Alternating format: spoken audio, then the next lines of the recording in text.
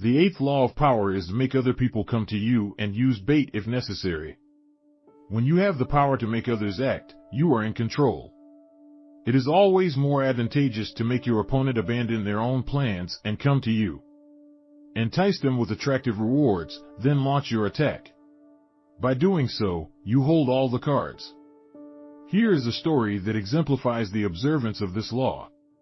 In 1814, during the Congress of Vienna, the major powers of Europe gathered to divide the remains of Napoleon's fallen empire. The atmosphere was filled with joy, and the extravagant balls were unforgettable. However, lurking over the festivities was the shadow of Napoleon himself. Instead of being executed or exiled to a distant place, he had been sent to the island of Elba, near the coast of Italy. Even imprisoned on a small island, a man as bold and creative as Napoleon Bonaparte made everyone uneasy. The Austrians plotted to assassinate him on Elba, but deemed it too risky. The anxiety grew when Russia's Tsar, Alexander I, threw a fit during the Congress upon being denied a part of Poland, threatening to release the monster. It was clear that he was referring to Napoleon.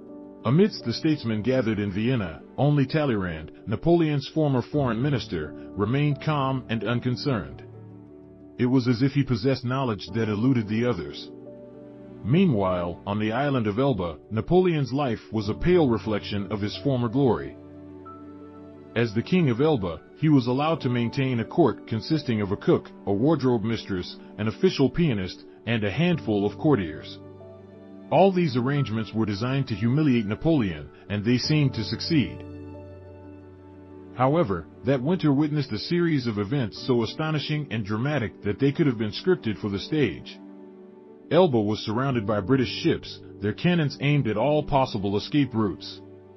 Yet, on the 26th of February, 1815, in broad daylight, a ship carrying 900 men picked up Napoleon and sailed away. The English pursued, but the ship managed to evade capture. This nearly impossible escape astonished the public across Europe and struck fear into the hearts of the statesmen at the Congress of Vienna.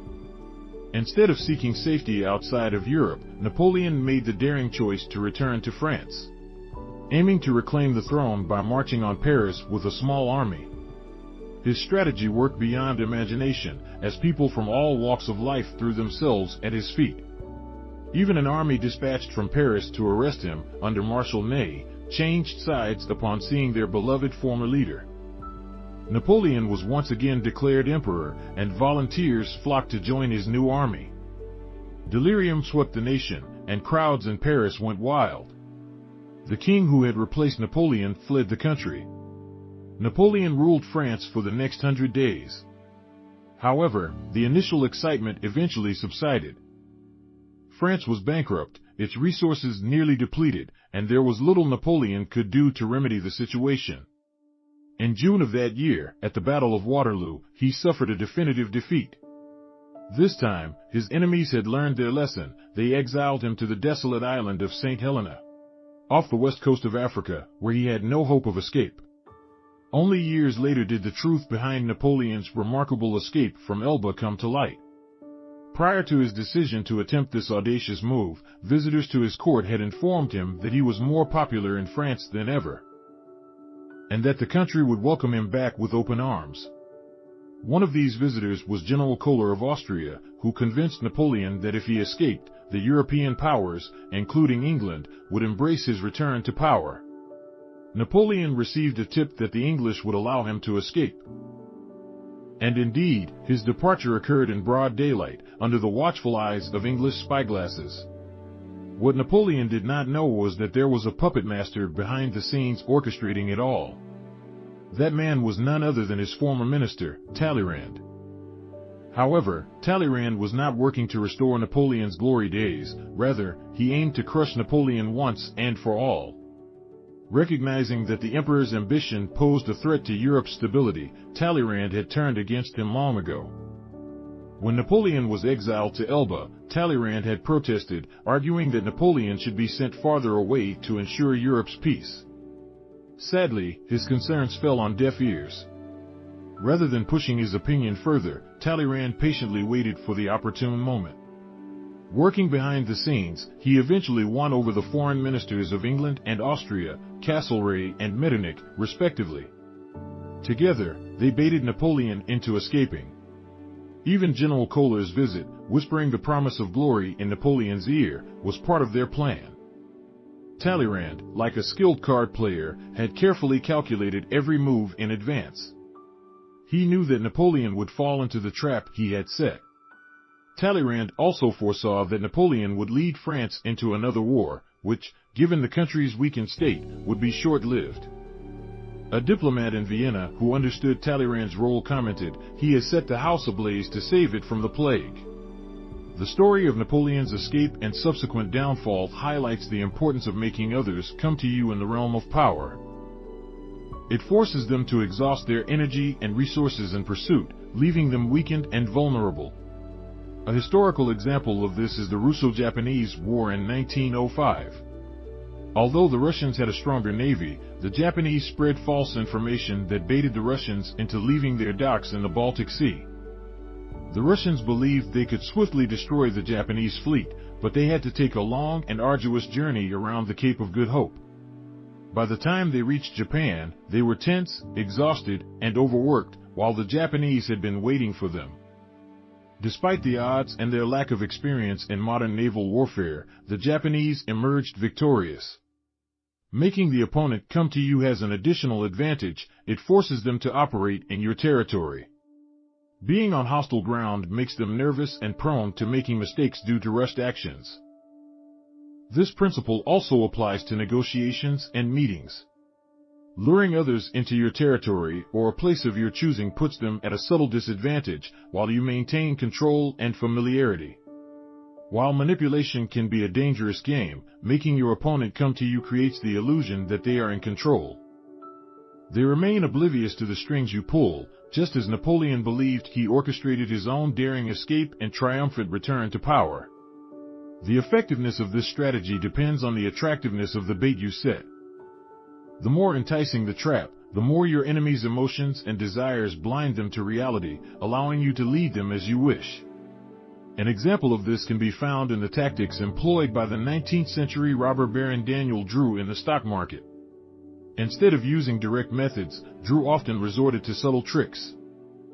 For instance, he would pass through an exclusive club near Wall Street on his way to the stock exchange, pulling out his red bandana to wipe his brow. A slip of paper would conveniently fall from the bandana, containing what appeared to be an inside tip on a stock. Club members, constantly trying to anticipate Drew's moves, would seize upon the paper and spread the word, unknowingly playing into Drew's hands. There are times when it is beneficial to reveal that you are manipulating others. By relinquishing deception for overt manipulation, you assert your power and demand respect. Filippo Brunelleschi, the renowned Renaissance artist and architect, demonstrated this approach when faced with a situation where his authority was being undermined. Upon discovering that a co-worker had been hired to work alongside him on a critical project, Brunelleschi feigned a mysterious illness. He ceased his work, emphasizing that the other person should be able to continue independently. Eventually, it became apparent that the co-worker was inadequate, and the officials had no choice but to dismiss him and return to Brunelleschi, their original choice. Furthermore, once you establish a precedent that others must come to you, they will continue to do so even when you cease your deliberate efforts. This enduring perception of your power allows you to effortlessly maintain control.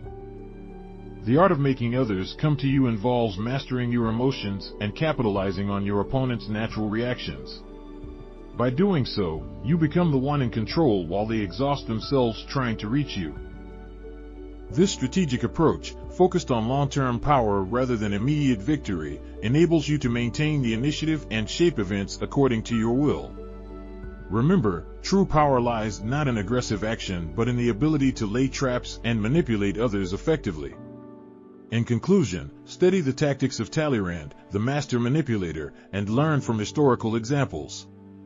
Embrace the wisdom of Otto von Bismarck, who understood the value of patiently waiting for the entire herd to gather before striking. To wield true power, be the honeyed bear trap, luring others into your control. Key takeaways: make others come to you. This law emphasizes the importance of positioning yourself in a way that forces others to come to you. By doing so, you gain control of the situation and have the upper hand.